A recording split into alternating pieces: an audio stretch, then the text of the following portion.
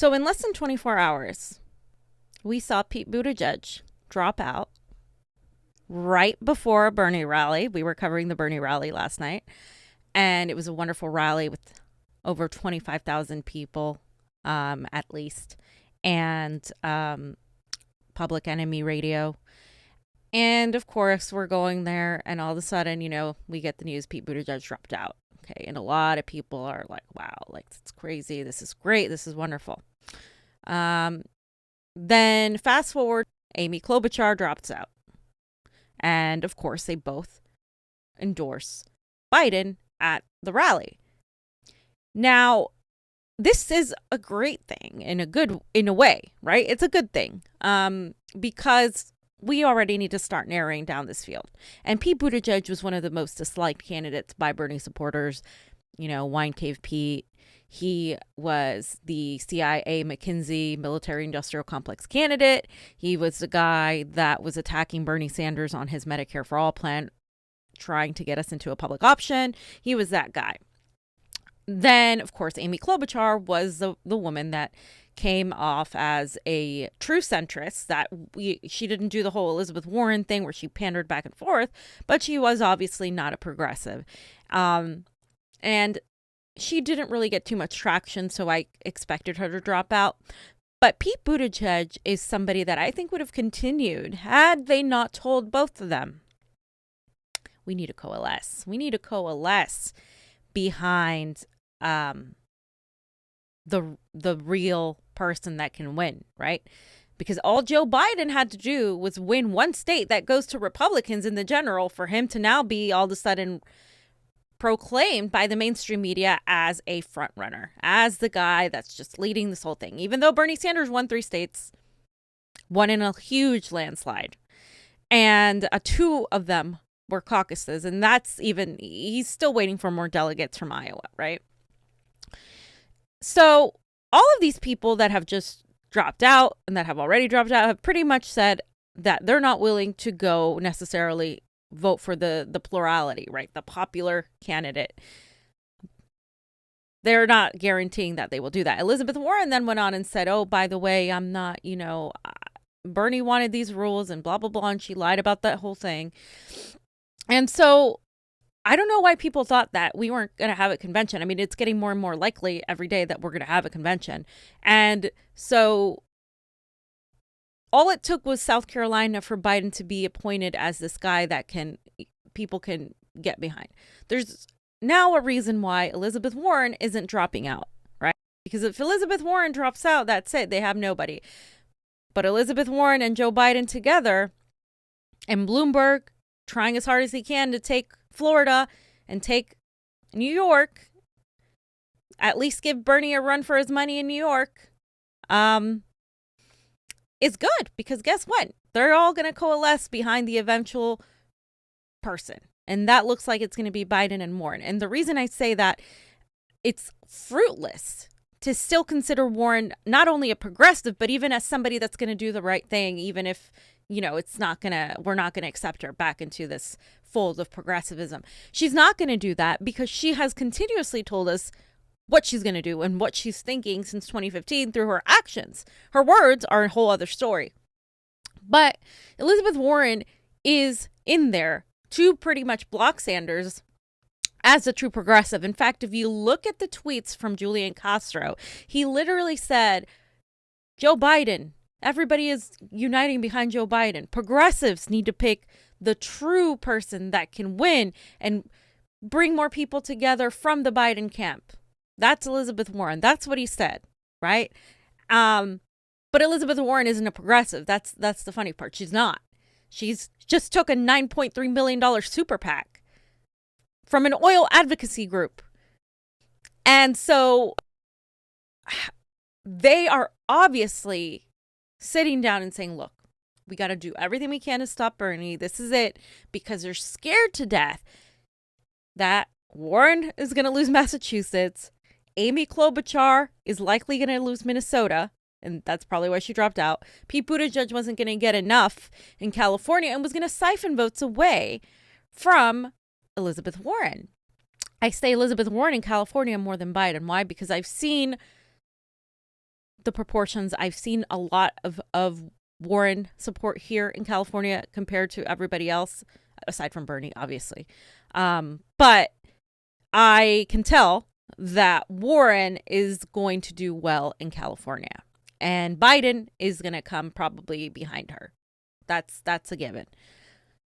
So now this is it. This is clear. The Democratic Party is flat out uniting together behind Biden and Warren, but more so Biden at this point, to oppose Bernie Sanders. And if you don't see that, and if you still think Elizabeth Warren is going to drop out and endorse Bernie, you're being extremely naive, because that's not going to happen.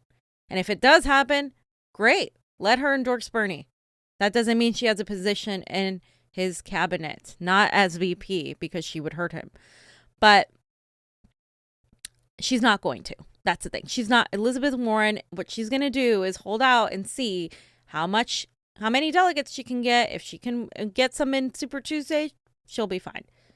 If Joe Biden gets anything less than what we expect, we should expect him to do well in the South.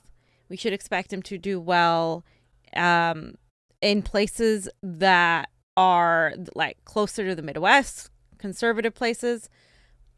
But Bernie Sanders is going to do decent in Texas, California, some of the Midwest as well, Vermont. I mean, he's going to take Minnesota. So it's going to be a fight, you guys. It's not, I don't know why people had these like rose-colored glasses on that we weren't going to go to a convention, that this was going to be a breeze. They hate Bernie. They do. And the only other person they hate more than Bernie is Tulsi Gabbard. And look what they've done to her. They've pretty much excluded her from existence. So that's it. That's it. The Democratic Party is once again telling you, the constituent, the voter, that it doesn't matter how many of you love Bernie Sanders and how many of you are going to his rallies and how much money you're donating to him. They're going to do everything they can to stop that, to stop the voice of the people from being heard. Because that's it. At the end of the day, if they are trying so hard to stop Bernie Sanders, who is clearly the most popular guy, do they really care about beating Donald Trump? A lot of people come and say, well, I just don't think the Democratic Party is that stupid, because I mean, it would mean the death of the Democratic Party if they just really, really stand against Bernie. I mean, I think people like Elizabeth Warren are going to figure it out and know what they're, I mean, yeah, to a degree, I think the mainstream media has somewhat figured out what they need to do. And I think some pundits have figured out that they can't, pretty much continue spewing the same bullshit narrative, propaganda, pseudo analysis that they get paid $30 million a day to spew. But the DNC and the Democratic establishment is that arrogant. They are so arrogant that they think that you're still going to believe that you need to vote for Joe Biden or accept Elizabeth Warren, the progressive, to defeat Donald Trump. And that's it. That's it. That's what they're going to do. And they're going to go to a contested convention, and they're going to unite their super delegates, and they're going to work together to stand against Bernie Sanders. And now he's alone. And the reason a lot of people had advocated for Tulsi Gabbard was so she could have some delegates. She might still get a few. I mean, she's one of the 4 people left. But, well, 5 people, right? But, I mean, this is it, folks. This is crunch time. This is crunch time. And yeah, I mean, I can't fathom anybody advocating for Elizabeth Warren as VP at this point. I can't fathom anybody thinking that she's going to drop out and hashtag Warren drop out or hashtag Warren endorse Bernie. She's not going to. So at the end of the day, the only thing that Bernie supporters should be doing right now is making sure that their votes are counted, making sure that they get out the vote, making sure that they're not buying this narrative spewed by the mainstream media that he is losing momentum, because that's exactly what they're doing after South Carolina, even though South Carolina will go to Donald Trump in the general, likely, unless it's Bernie, maybe. maybe, but even then, um, this is it. I mean, it doesn't get any more clear than this. This is what many of us have been saying from the beginning. Warren was always in with the establishment. She was always going to show her true colors. She was always going to be a part of this system. Time and time again, she is not to be trusted.